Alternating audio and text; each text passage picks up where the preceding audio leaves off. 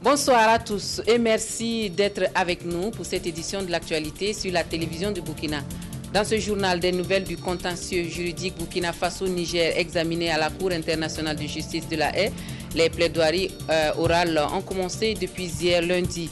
Également dans ce journal, des échos du Forum national de la recherche scientifique et des innovations technologiques qui se tient depuis samedi à Ouagadougou.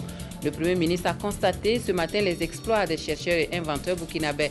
Et puis la langue française qui doit faire face aux influences extérieures, la langue de Molière qui perd sa pureté sera certainement un sujet qui retiendra l'attention au prochain sommet de la francophonie en République démocratique du Congo. Bonsoir à tous et merci de nous suivre.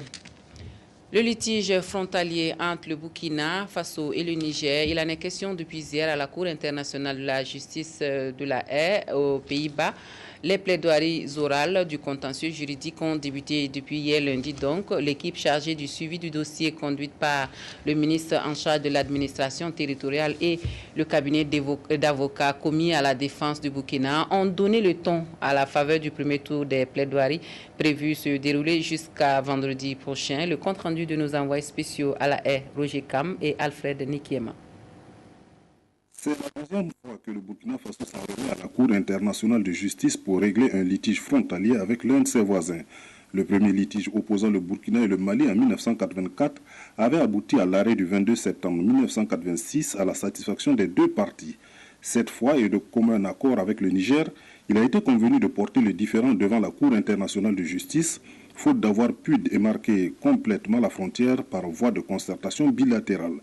La partie burkinabé qui a débuté les plaidoiries se fonde sur les textes pour défendre son point de vue sur la démarcation de la frontière entre nos deux pays. Le Burkina a présenté d'abord sa position qui est constante depuis le début. Le Burkina se fonde sur des titres, sur un arrêté et son erratum, sur au besoin la carte IGN France de 1960. Et nous avons toujours travaillé dans le cadre donc de ces documents-là. Nous n'avons pas varié d'un iota, ce qu'on ne peut pas dire de la partie adverse. Au premier jour de la première phase des plaidoiries, la sérénité prévaut au sein de la délégation burkinabé quant à une solution durable et fondée sur le droit. Le directeur général de l'Institut géographique du Burkina a montré comment la population se comporte, quel est l'habitat, quels sont les fleuves qui existent dans ce domaine-là, et surtout le mode de vie, c'est la transhumance. Il y a des villages qui se sont déplacés, mais il y a quand même, on peut retrouver des zones de façon constante depuis 1960, et c'est un peu la bonne astronomique de Tong Tong qui est là. Et de toute façon, les États sont d'accord sur le commencement et la fin de la frontière. Maintenant, où la frontière passe, et nous avons de petites difficultés à ce niveau-là. Nous avons des textes en notre faveur. Les autres essaient de dire qu'en fait, les textes ne sont pas bien précis, qu'il y a des interprétations possibles, etc. Les plaidoiries se sont poursuivies ce lundi à travers des exposés du directeur général de l'Institut géographique du Burkina, Claude Aubin Tapsoba, et de l'avocat conseil du Burkina, Maître Alain Pelé, qui s'était déjà illustré dans le dossier Mali-Burkina. Voilà, nous aurons des informations sur d'autres aspects de ce dossier à la Haye dans nos prochaines éditions avec nos envoyés spéciaux Roger Kam et Alfred Nikema. Retour au Burkina et nous nous rendons à l'Assemblée nationale où la Commission des finances et du budget est à pied d'œuvre pour l'élaboration du budget de l'État gestion 2013. C'est le ministre de l'économie et des finances qui a refermé hier la séance d'audition des ministères et institutions sur leurs prévisions budgétaires. Anatole Nakilkoulma, Sylvain Vibamba. Après avoir travaillé avec les équipes techniques, ce sont cette fois les premiers responsables des départements ministériels et des institutions qui se sont succédés 9 jours durant devant la Commission des finances et du budget, comme FIB de l'Assemblée nationale, pour donner des explications sur leurs prévisions budgétaires pour l'année 2013. À l'instar des autres ministères et institutions, nous sommes venus discuter de nos propositions budgétaires avec la Commission des finances et du budget. Il s'agit de leur fournir l'ensemble des éléments pour qu'ils puissent comprendre la justification de nos inscriptions budgétaires Et bien sûr, et tout cela dans la perspective de leur permettre un arbitrage, comme on dit, à toute connaissance de cause de nos propositions. Un exercice fait d'exposés sur les projets budgétaires et de questions-réponses. L'exercice consiste à écouter le gouvernement sur son programme d'activité, ses programmes prioritaires pour 2013 et les chiffres qui en découlent. Nous venons de clôturer avec le ministre des Finances pour enfin nous arrêter pour préparer la phase qui va consister, pour ce qui nous concerne, à arbitrer les chiffres qui nous ont été soumis.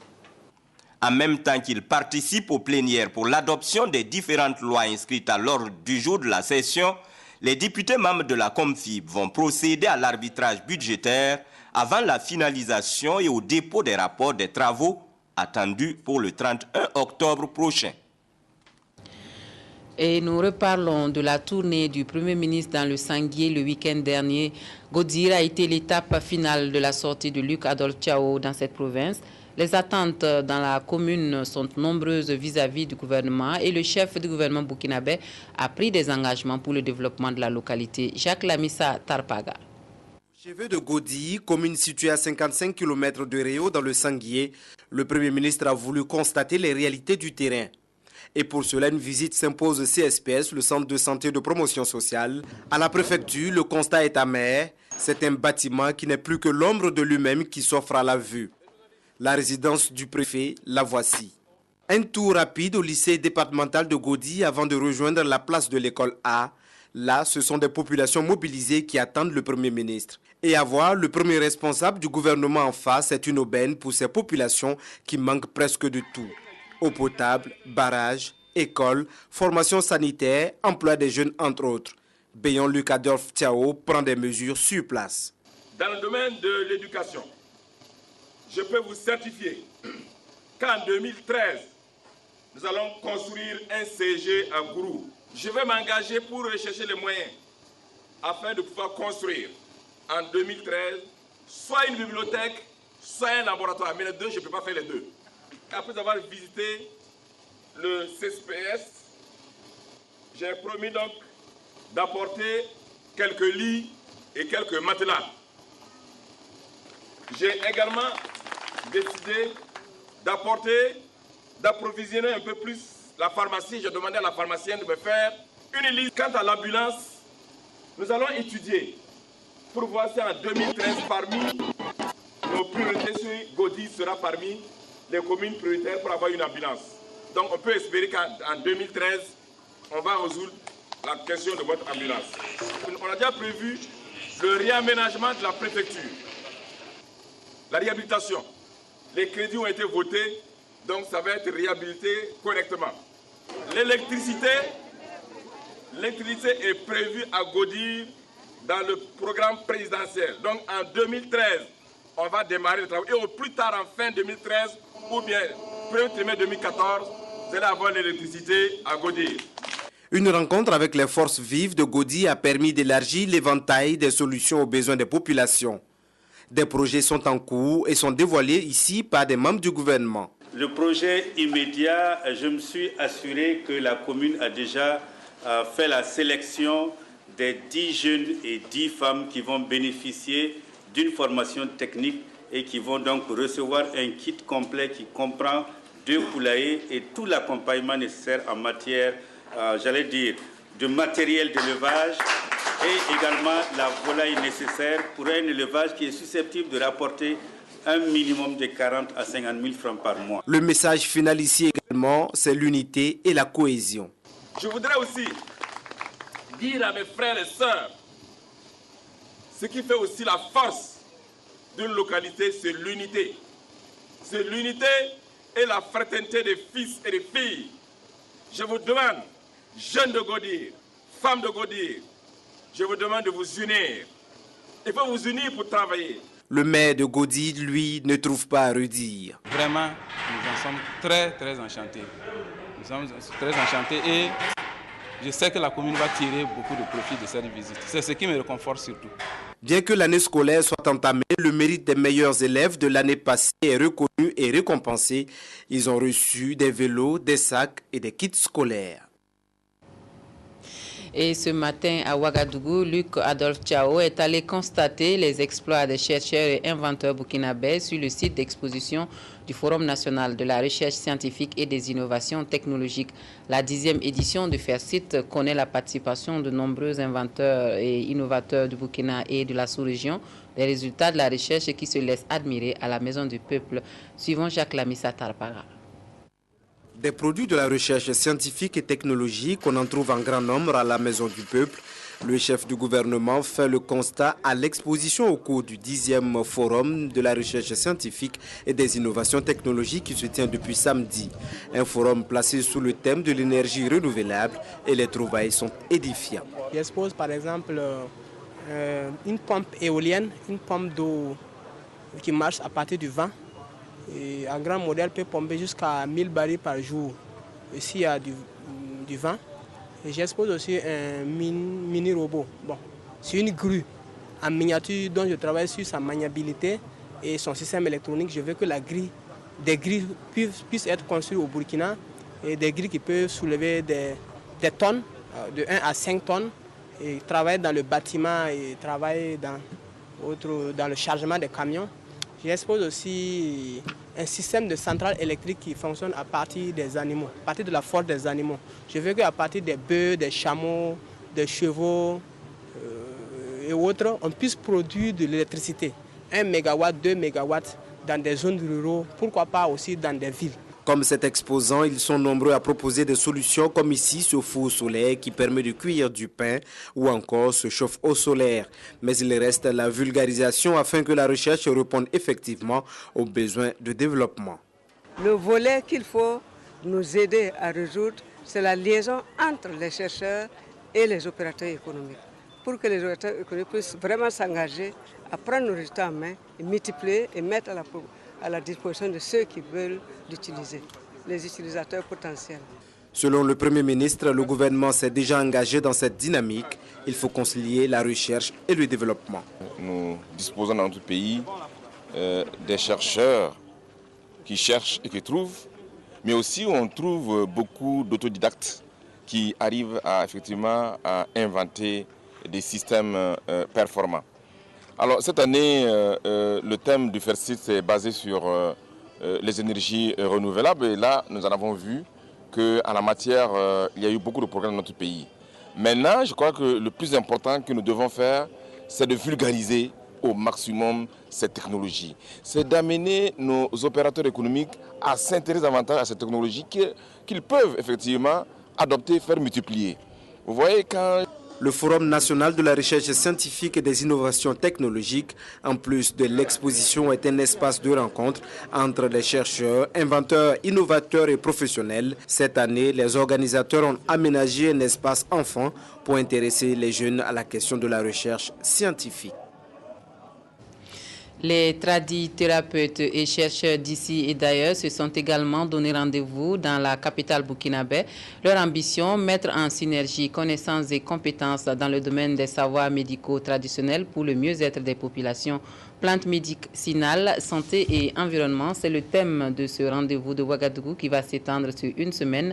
Estelle Judith Aksogba a suivi le lancement des activités pour nous. La médecine traditionnelle occupe une place de choix ces dernières années dans nos villes et campagnes. Plus de 80% des Africains ont encore recours à cette médecine pour faire face à leurs différents maux. La semaine des savoirs médicaux traditionnels qui s'ouvre est une belle opportunité qui s'offre à ces tradis praticiens et chercheurs pour mettre en synergie leurs compétences et leurs connaissances en vue de valoriser la médecine traditionnelle. Nous parlons à l'heure actuelle de semaine des savoirs médicaux traditionnels. Et pendant cette semaine, les tradis praticiens vont être mis en valeur, les chercheurs dans le domaine des plantes médicinales vont être mis en valeur et on va exposer le résultat de l'ensemble de cette chaîne-là et inviter donc les investisseurs à venir regarder ce que cette chaîne peut produire donc comme médicaments modernes et travailler pour qu'ensemble on puisse industrialiser et produire les médicaments au bénéfice des populations. Ils sont 600 chercheurs et tradithérapeutes venus de 19 pays. Pendant une semaine, ils vont mener la réflexion autour du thème « Les plantes médicinales, santé et environnement ». Le médicament est considéré comme l'élément essentiel de la thérapeutique, mais en fait, la médecine traditionnelle n'est pas seulement que médicament. C'est un système entier. Et c'est pour cette raison que nous avons voulu, cette fois-ci, faire comprendre à la population que nous avions un système de santé, au-delà donc de médicaments. En plus, il se trouve qu'à l'heure actuelle, cette médication est orientée beaucoup plus vers les plantes médicinales. Pour impliquer la population, nous avons pensé à une table ronde participative, où réellement les résultats que nous avons dans les laboratoires ne soient pas seulement dans les tiroirs, mais que ça soit orienté vers la population. Les participants vont bénéficier de 51 communications, de 10 conférences et visiter 20 posters.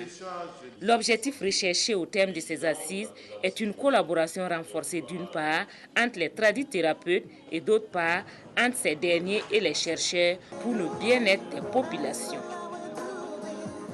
Et le rôle de l'armée dans la consolidation de la démocratie dans la sous-région ouest africaine au cœur d'un colloque qui réunit les chefs d'état-major de plusieurs pays de la sous-région à Ouagadougou.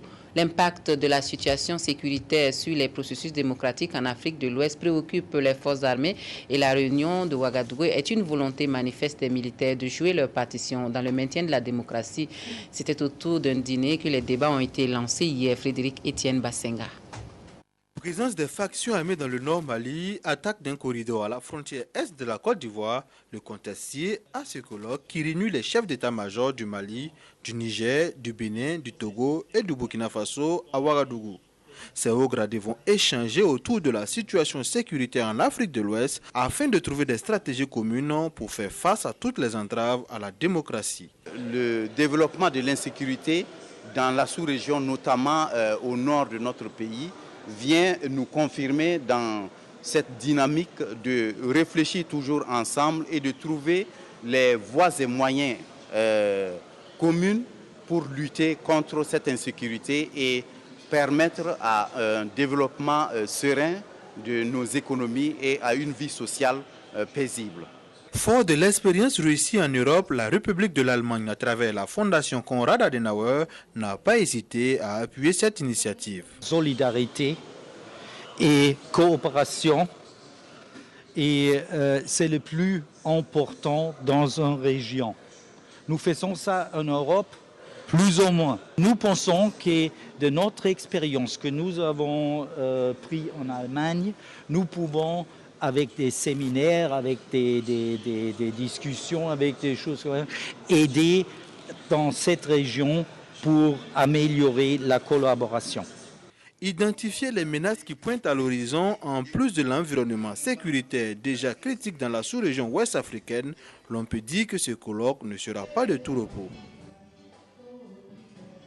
Et dès demain, mercredi, l'Académie militaire Georges Namoiano de Pau met à la disposition de 10 armées africaines 44 sous-officiers. La cérémonie de remise d'épaulettes sera présidée par le président du Faso et parrainée par le président de la République du Niger. À la veille de ce grand jour, les organisateurs sont prêts. Côté préparatif, le constat sur place avec Oumar Ouzungrana et Simon Gongo. Les dernières retouches avant de livrer la tribune qui va abriter la sortie de la 12e promotion des sous-officiers d'active de l'Académie militaire Georges Namoiano de Pau. Demain sur cette aire, le président du Faso lui-même va remettre les épaulettes à 44 stagiaires de Burkina, d'Afrique de l'Ouest et du Centre. Sous les ordres du lieutenant-colonel Yves Tombiano, le personnel militaire de l'école a tout apprêté. Il faut dire qu'au niveau des répétitions, nous avons bouclé toutes les phases entrant dans le cadre du scénario global. Sur le plan également des installations, tout est fin prêt, que ce soit l'éclairage, que ce soit le son, que ce soit les tribunes, que ce soit l'embellissement. Je pense que tout est fin prêt pour pouvoir accueillir nos invités. Les différentes artères sont aux couleurs de la promotion en attendant de dérouler demain, 18h, étape par étape, le chronogramme avec le président nigérien pour parrain. Demain, vous avez la cérémonie de sortie de la 12e promotion des élèves officiers d'active. Ça consiste en une prise d'armes qui sera présidée par son Excellence M. Blaise Compaoré, chef de l'État, chef suprême des armées. Vous avez également le parrain de la promotion qui est son Excellence M. Mamadou Issoufou, le président de la République du Niger. Et il y a une série de tableaux au niveau donc, de cette prise d'armes. Après l'accueil, vous avez l'installation des invités, vous avez les différents discours, vous avez ensuite le baptême de la promotion, la remise des épaulettes aux élèves officiers, le défilé. Cette année, l'école prévoit communier avec la population de Pau. Un conseil gratuit est programmé pour la circonstance. Le nettoyage des services publics avait été organisé la semaine dernière. Et puis, cet accident de la circulation survenu ce jour à Diapango, un camion de transport mixte en partance pour Gaïri a terminé sa course dans le décor. Bilan des pertes en vies humaines et d'importants dégâts matériels. Une de nos équipes de reportage a été témoin du drame. Voici le constat de Abdoul Rasmane Zongo. La route nationale numéro 4 Ouaga-Fada a fait des victimes dans la nuit du lundi 8 octobre au mardi 9. On dénombre provisoirement 4 morts, 10 blessés graves évacués à l'hôpital de Fada. L'accident automobile non encore formellement connu pour l'instant, mis à part les traces de freinage du véhicule, s'est produit sur le pont de Diapangou à 15 km de Fada. En partance pour Gaïri et en situation de transport mixte dont une quinzaine de passagers, ce camion communément appelé 10 tonnes s'est renversé dans une rivière. Le véhicule a percuté et arraché violemment le garde-fou gauche du pont de Diapangou avant de chuter. Nous avons été saisis aux environs de 1h30 d'un cas d'accident mortel et matériel de la circulation. Nous sommes transportés sur le lieu. Depuis 2 heures, nous sommes là. Nous avons procédé au secours. Malheureusement, bon, jusque-là, il y a un corps qui a été extrait, mais jusqu'à cet instant, il y a des corps qui sont toujours sous les marchandises. Donc, pour le moment, on ne peut pas vous donner les causes de l'accident, les circonstances dans lesquelles l'accident s'est produit. Bon, les ambulances sont venues de Fada, la population est sortie, le maire était là, on a pu faire ce qu'on peut faire. Il y a 2 grues qui étaient là. Bon, malheureusement, jusque-là, on n'a pas encore pu extraire les corps qui sont sous les marchandises. Un transport en commun, des marchandises et des passagers, bon, c'est tout ce qu'on a toujours déploré, quoi. En mission sur Fada, le ministre de l'Énergie, Salif Kaboré, a manifesté au nom du gouvernement une attitude de compassion et de solidarité par un arrêt. Tout moyen qui peut l'être a été utilisé, grues, soudeurs, plongeurs, pour tenter de sauver ou de rechercher ceux encore emprisonnés dans le véhicule ou portés disparus dans l'eau. C'est un véhicule qui avait un accident et on voulait sauver un qui était coincé dans le véhicule. Bon, c'est suite à ça, on m'a appelé très tôt ce matin et je suis venu, mais malheureusement, on n'a pas pu sauver le type. Pour la vitesse, on ne pense pas. La route qui est victime de ça, parce qu'il y a tellement de trous au niveau juste à l'entrée du pont. C'est en évitant ces trous-là que ça s'est produit. Une fois que tu rates de maîtriser le volant, c'est pas fait, c'est parti. En attendant de connaître les vraies causes, cet accident mortel à Diapangou relance encore une fois la question vitale de la prudence à observer à tout instant. Ce sont les mêmes conseils, la prudence, le transport mixte, c'est pas bon. Vous voyez les surcharges, vous voyez ce qui se passe. Surtout que les routes sont un peu dégradées. Et pour minimiser ces drames routiers, l'idéal serait d'avoir bien sûr des voies en bon état. Et à Tankodogo, la réhabilitation de la route Koupela-Cinquancé, frontière du Togo, a fait l'objet d'une concertation. Un projet soutenu par l'UEMOA et le ministère des Infrastructures et les bailleurs de fonds se sont retrouvés autour des conditions et des modalités de réalisation de ce projet. Le financement de cette voie est estimé à plus de 185 milliards de francs CFA. Moumouni Soubega nous en parle. Des nids de poules de dégradation, c'est la principale caractéristique actuelle de l'axe Koupela-Tinkodogo-Bitou-Cinquancé, frontière du Togo. C'est un axe stratégique pour le Burkina Faso et le Togo, mais aussi pour d'autres pays de la sous-région. Et si tout se passe comme prévu, cette voie, y compris la bretelle de Mogandé, sera réhabilitée d'ici à 5 ans.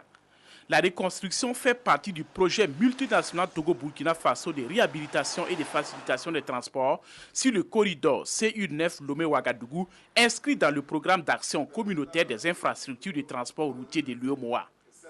À Tinkodogo, il est question pour les techniciens d'examiner les aspects techniques du projet. La réhabilitation va concerner 303 km, dont 150 au Togo et 153 au Burkina Faso.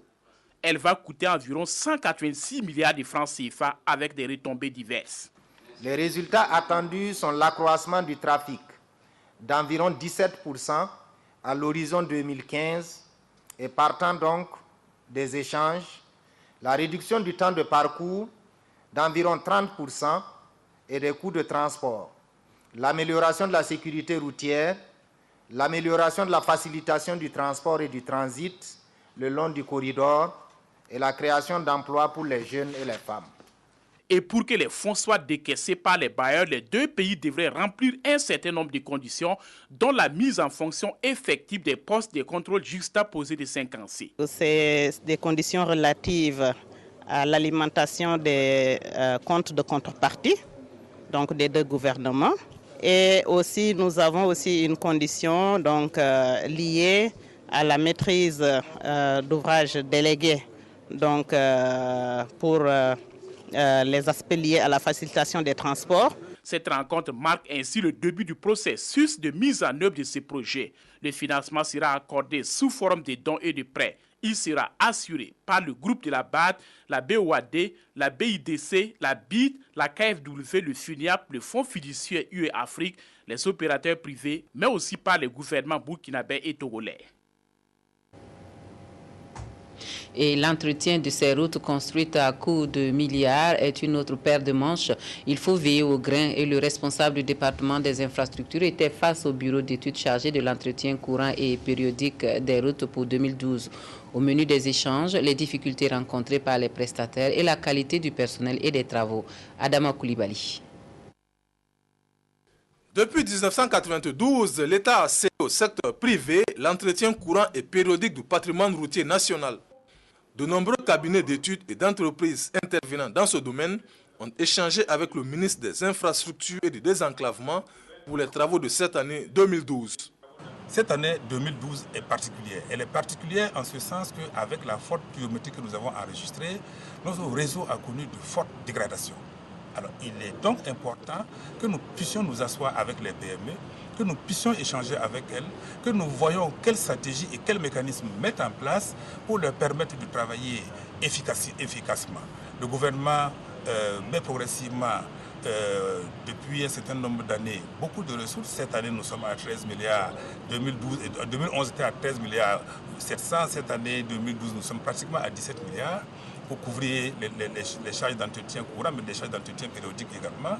Il est normal que lorsque l'on injecte autant d'argent, que notre réseau soit amélioré. Les difficultés liées au processus de démarrage des chantiers, les questions de trésorerie qui entravent quelquefois le déroulement des travaux et la qualité du personnel, de l'équipement et surtout la qualité des travaux réalisés étaient les points d'orgue de cette rencontre. Les difficultés rencontrées, c'est souvent l'approbation des contrats.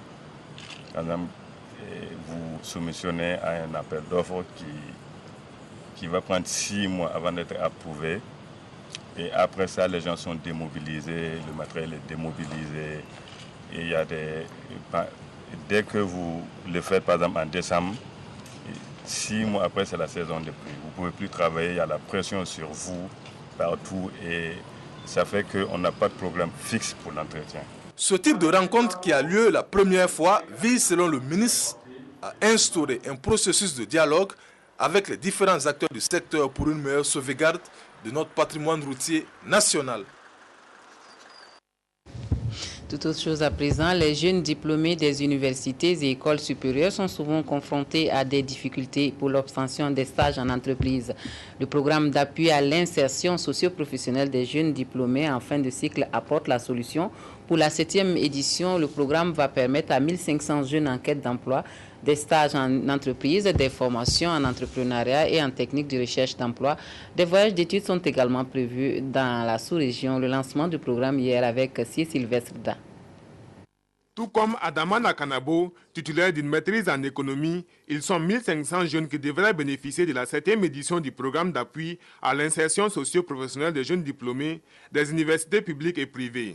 Ce programme qui vient d'être lancé ce lundi 8 octobre à Ouagadougou se veut un accompagnement des jeunes diplômés vers l'emploi en mettant l'accent sur leur mise en position de stage. Au bout de cette mise en position de stage, leur accompagnement à travers des modules de formation en entrepreneuriat pour également leur créer des opportunités pour l'auto-emploi. Donc d'un côté, la mise en position de stage permet de se tracer un passage vers l'emploi direct.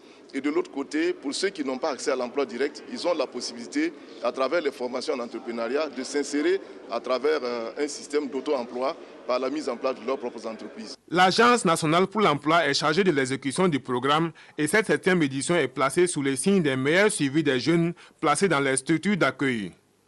L'édition est financée à hauteur de 500 millions de francs CFA par le budget de l'État. Une somme dont la plus grande partie sera distribuée sous forme de pécule aux bénéficiaires.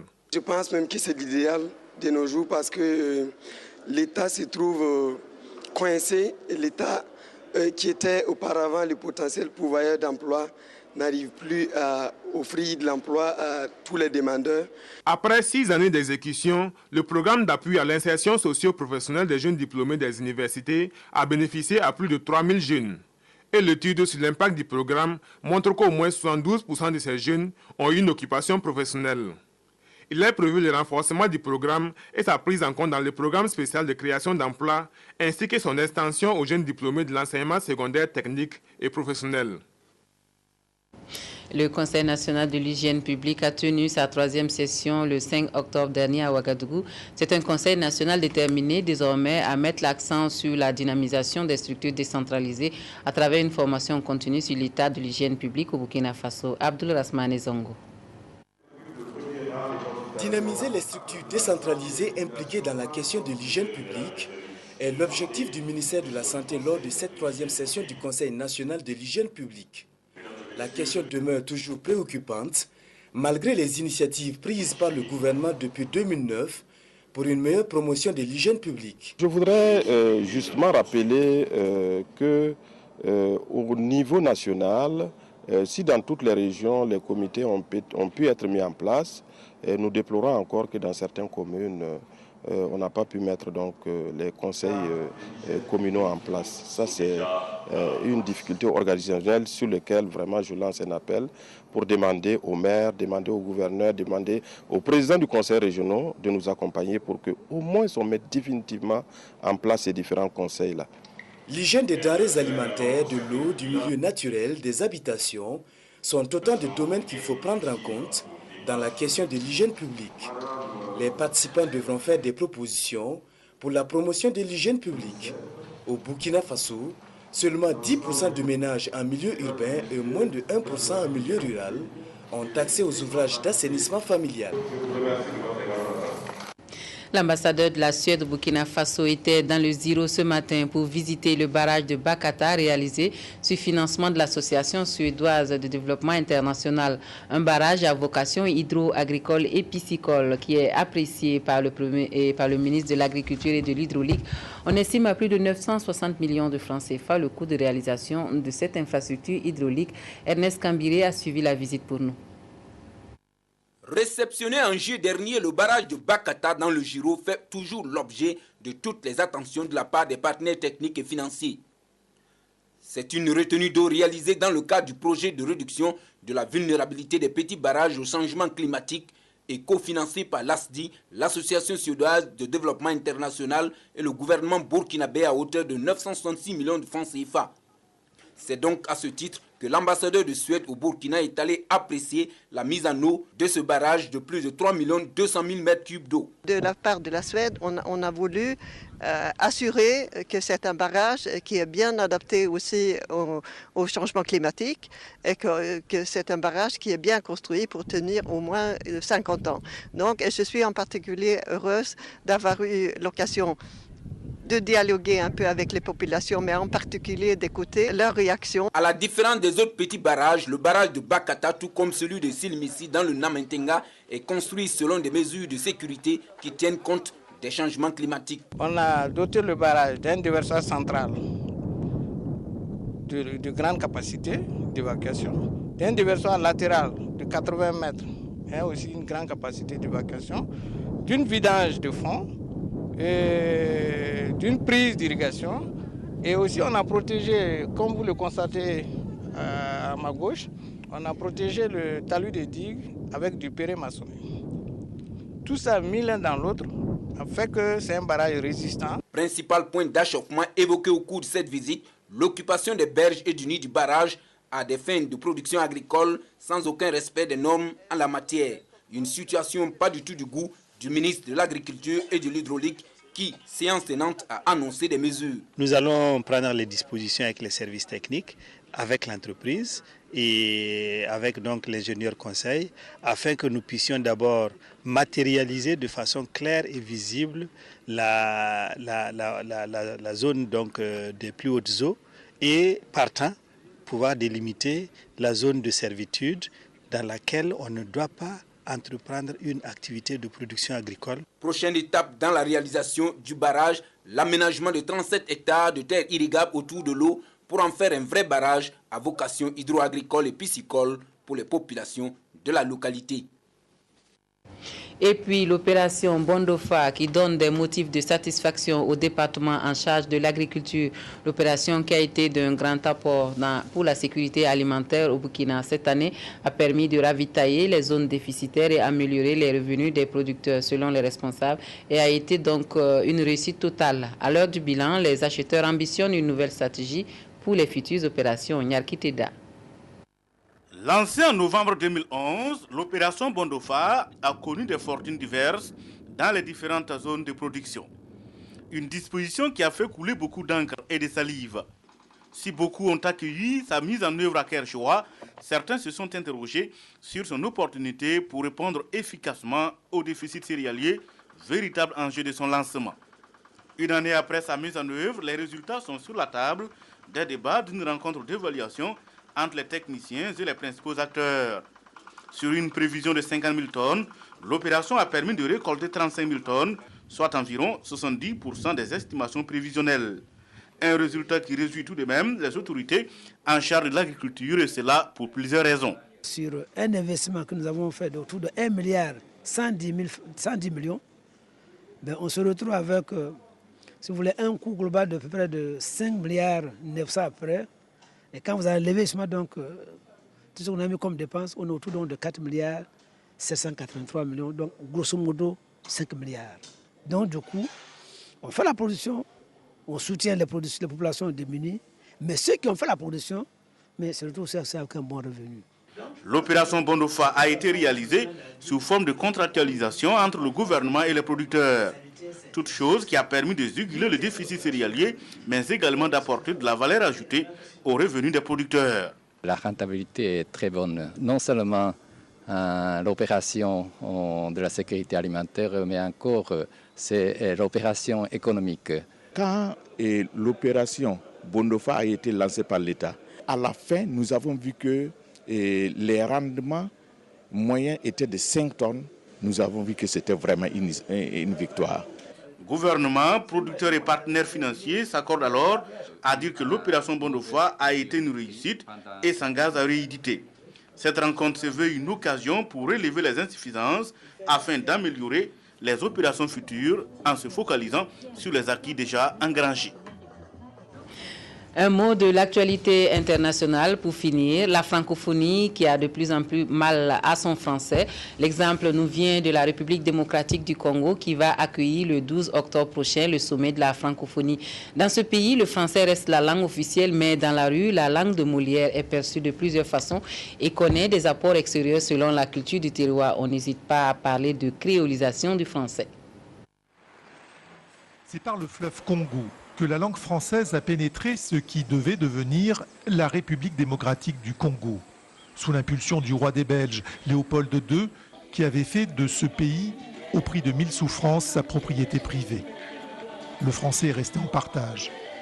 Au théâtre de Verdure, les enfants des écoles de Kinshasa assistent à une comédie musicale chantée à 90% en français. Je crois que c'est une arme, mais une arme positive. Ouais. Tant que c'est une ouverture pour le monde, une porte par laquelle le Congo peut s'exprimer au monde. Le rappeur Lexus Légal est au cœur de ce projet. Mais cette langue lui laisse parfois un goût d'amertume à l'âme. Je trouve que le français est une belle langue, mais malheureusement la politique derrière ne suit pas. Et pour le Congo, deuxième pays francophone quand même, je crois qu'on aurait mérité mieux, même en termes de traitement. Mais malheureusement, ce n'est pas le cas. On ne forme pas réellement ce qu'on appelle une famille, tout ça c'est de la façade. Langue du colonisateur, devenue langue officielle, langue de l'enseignement, le français est toujours la langue du pouvoir, des lois et du savoir. Mais la rue, c'est prendre sa revanche. À défaut de l'apprivoiser totalement, il a engrossé, il a pris sa part de pouvoir là-dedans, comme il l'entend. Et il la parle comme il veut. Non plus selon les termes de la grammaire de Grévis ou de je ne sais pas qui, mais selon sa propre interprétation, ses propres inventions, son propre génie. L'appropriation est réelle, la créolisation est en marche, et si seulement 30% des Kinois parlent couramment le français, une très large majorité le comprend. Voilà, c'est tout pour cette édition de l'actualité sur la télévision du Burkina. Merci à vous de nous avoir suivis. Je vous souhaite à tous et à toutes une très bonne suite de programmes. Je vous retrouve demain.